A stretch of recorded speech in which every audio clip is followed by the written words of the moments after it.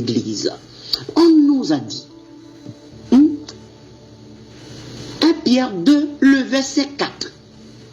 Approchez-vous de lui. Alors, le verset 3, si vous avez goûté que le Seigneur est bon, approchez-vous de lui, pierre vivante rejetée par les hommes, mais choisie et précieuse devant Dieu. On nous a parlé de cette pierre de Ephésiens 2, 20.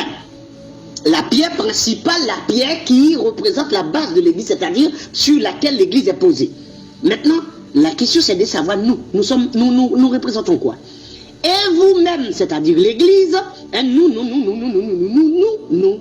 ok? Comme des pierres vivantes. Ah, nous sommes aussi des pierres.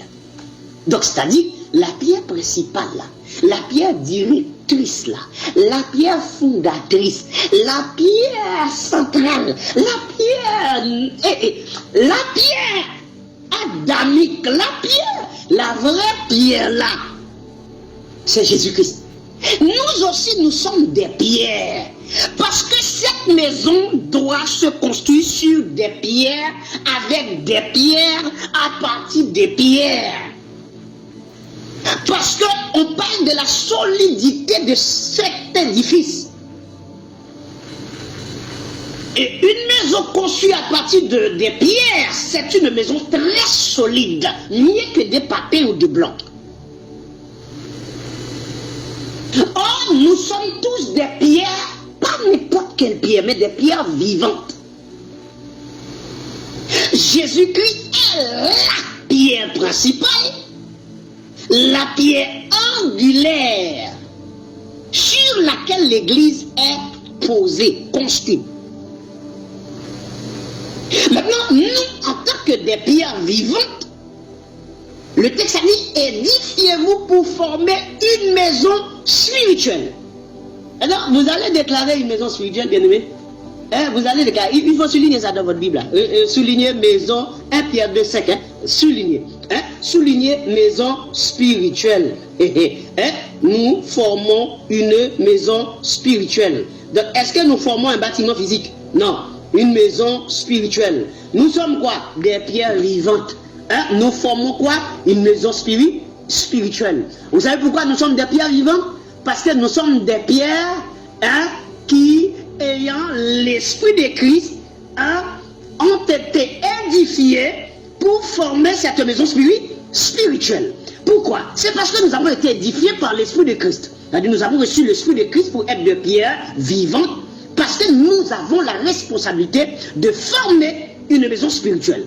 Maintenant, cette maison spirituelle, après avoir été formée, cette maison est un saint sacerdoce, un temple saint, et le rôle, la fonction de cette maison, c'est d'offrir des victimes spirituelles. C'est normal, parce que ce n'est pas physique, agréable à Dieu par Jésus-Christ. Maintenant, dites-moi, est-ce que les pasteurs qui déclarent à l'église, ce sont des vrais pasteurs? Je vous attends.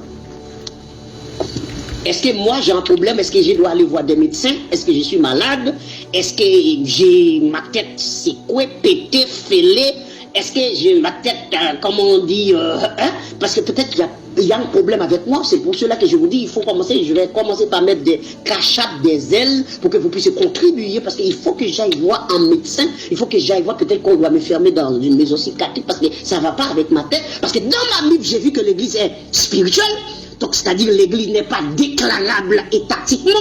J'ai vu que l'église n'est pas dirigée par un homme, parce que l'église n'est pas physique. J'ai vu que l'église dit, Jésus dit, Pierre, tu es Pierre, sur cette pierre je bâtirai mon église, non pas Pétros, mais Pétra, c'est-à-dire Christ lui-même, la pierre principale, la pierre adamique, la pierre angulaire. Donc maintenant la question, est-ce que si Christ dit je bâtirai mon église, en lui-même il est la pierre fondatrice de cette église, est-ce que cette église est physique? Est-ce que cette église est déclarable étatiquement? Est-ce qu'on peut donner un document officiel à cette église-là, puisque c'est spirituel? Comment les hommes étatiques, là, les hommes d'État peuvent visiter l'église spirituelle? Comment ils auront accès à ça? Vous aurez accès à un camp de concentration, à une salle d'attente, à une sorte de réunion, à un groupement de personnes qui se réunissent juste pour discuter des choses de la terre. Mais l'église de Jésus-Christ, vous n'avez pas accès à ça. L'église, c'est une assemblée qui est composée d'un groupe de personnes. ayant reçu l'Esprit de Christ, on les appelle Église des Saints ou Assemblée des Saints. Et dès que l'Église reçoit le Saint-Esprit, Acte 32, cela veut dire que l'Église obéit à la tête, au corps et à la pierre angulaire qui est Christ. Parce qu'il dit, il donne son Saint-Esprit à ceux qui lui obéissent. Acte 32. Mais le Saint-Esprit est donné à ceux qui obéissent au Seigneur. Les gens qui vont déclarer les gens qui vont déclarer l'Église bien-aimée, vous allez dans l'État avec je ne sais quoi en comité. Pourtant bibliquement on ne dit pas comité, on dit assemblée des anciens. Bon, c'est normal qu'il s'appelle ça comité parce que ça n'a rien à voir avec l'Église. Ok, avec un comité. Et ils viennent déclarer l'Église comme étant une association non à but non lucratif. Et quoi d'autre? On demande au pasteur, comme nous avons vu au Rwanda, le président 7500 églises fermées. Moi, ça ne m'étonne pas, ça me fait ni chaud ni froid, et comment dire, ni froid. Vous savez pourquoi? L'État va fermer les églises que l'État avait autorisé d'ouvrir. Parce que l'église de Jésus-Christ, au moment où Jésus-Christ avait dit « Je bâtirai mon église », à ce moment-là, l'église n'avait pas pour chef suprême des hommes, mais Christ lui.